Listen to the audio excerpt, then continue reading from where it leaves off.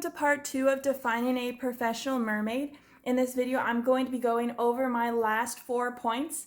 If you haven't watched part 1, you can go watch part 1. I'll link it in the description below. But part 1 is going over more of the general ones that you usually see in the professional mermaid industry. If these ones that I'm going through in part 2 are going to be more defined and things that you could probably do while still being in lockdown, besides 1 or 2 of them. So let's get started into the video.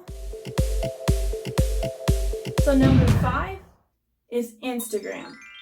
So there are a lot of influencers on Instagram, and some of those influencers get paid to promote products, to test them out, to add links to their subscribers, and those influencers get paid. You can get a mermaid tail and swim in a mermaid tail and build up a large following and just contact companies and other things, or they contact you and they want you to promote a product or test out a product, and that is one way that you can have a sustainable income as an influencer. Currently, I'm not at that stage yet, but working on it. This is a long-term thing, or it's a long journey to get there, but if you put in the effort, I believe that is a goal that you can achieve. So number 6. So you can also become a swim instructor who teaches mermaid swim lessons to kids and adults and teens. This is a good option for if you are a very strong swimmer. You can offer this as a package, and this is what I consider a professional mermaid.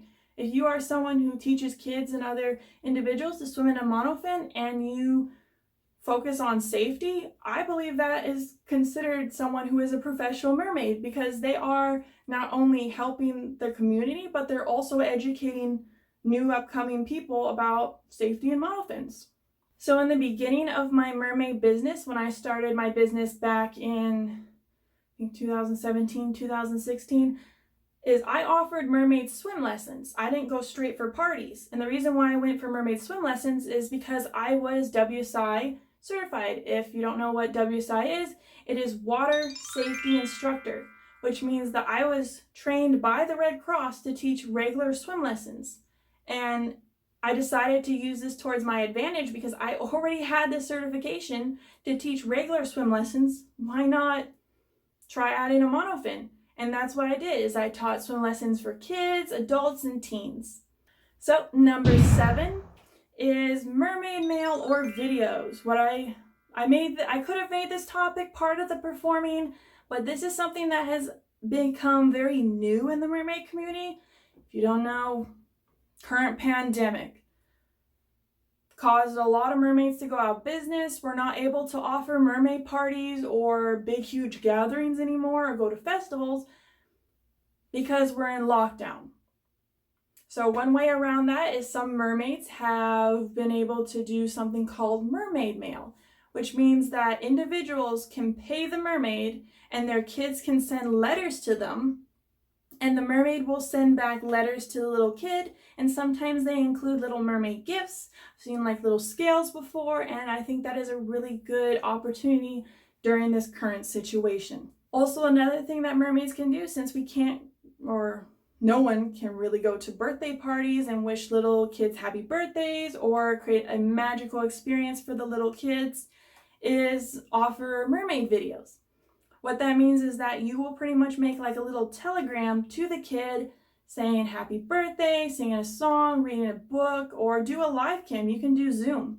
Like, that's another thing, is that people can pay you so that you can do a Zoom meeting with their kid or family members or anything, and that is a good opportunity, especially in the current situation, to do as well. This also includes postcards. You can send postcards in the mail as well. I forgot to mention that for the mail, but postcards, signed letters, really cool for little kids. They'll get really excited that a mermaid actually talked to them, and it is a good way to continue your business while you're in lockdown, because we can't do much anyways. So number 8. So this one is kind of iffy for a lot of people, especially was a little iffy for me, but once I started looking into it and researching this topic a little more, I came to the conclusion that I believe that this is considered, or someone who does conservation and charity work, a professional mermaid. Now, many of you probably are like, but they're not getting paid for it. Actually, they kind of are, because they are giving their time to something that they take to heart. For example, I would love to do like a shark conservation kind of thing, where I would sit there and talk about shark conservation and my mermaid tale and help inspire kids or guests who come and visit, take photos and all that fun stuff as a way to help that charity or that group get a lot of donations for the cause. For example, shark finning. I would totally sit there and give my time to speak out against people in like all over the world finning sharks. If you don't know what that is, it's pretty much shark fin soup is like really big and it's still in the US, but I'm not going to get into it. I could talk for hours on that, but I'm not going to.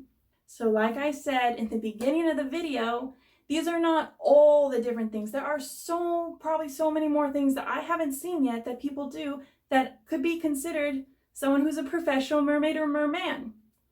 But if you do come across anything, like I said, leave it in the comments and I would be happy to feature that on a next video or research it and talk about it. So to end this video, I'm going to go over my opinion on professional mermaid.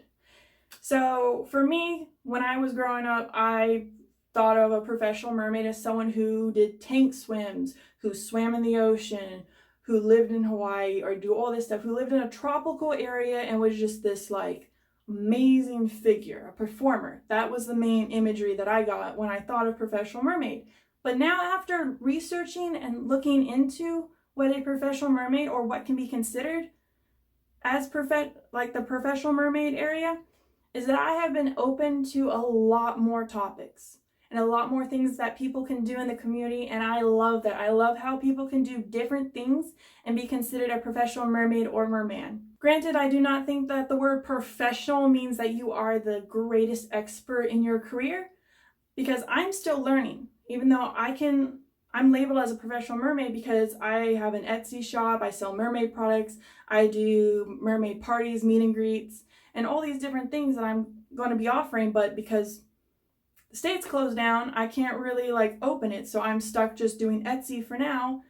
But I'm still learning as a professional mermaid. I'm always going to be learning. There's always going to be new things that are coming out. So I am not the top expert in my field, and I don't think I ever will be, because I'm always going to be learning. I'm always going to be seeing new information, and that is pretty much my full conclusion of what I am considering a professional mermaid.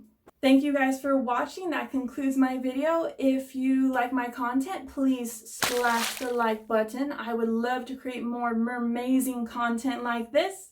And for any of those individuals who are interested, I do have an Etsy shop where I sell my little SEASTAR sinkers. I try to do launches every Monday at 12 p.m. Pacific time, but sometimes that can be a little iffy. I'll leave the Etsy link down below where I sell these amazing little sink toys. If you have any little ones that love diving for sink toys, or they're just learning how to dive under the water, these are a great learning material for them. It creates engaging, you can get their favorite color, and they can go dive for them and retrieve them and bring them back, and you can come up with lots of games with these. But thank you guys for watching, and I'll see you guys next time.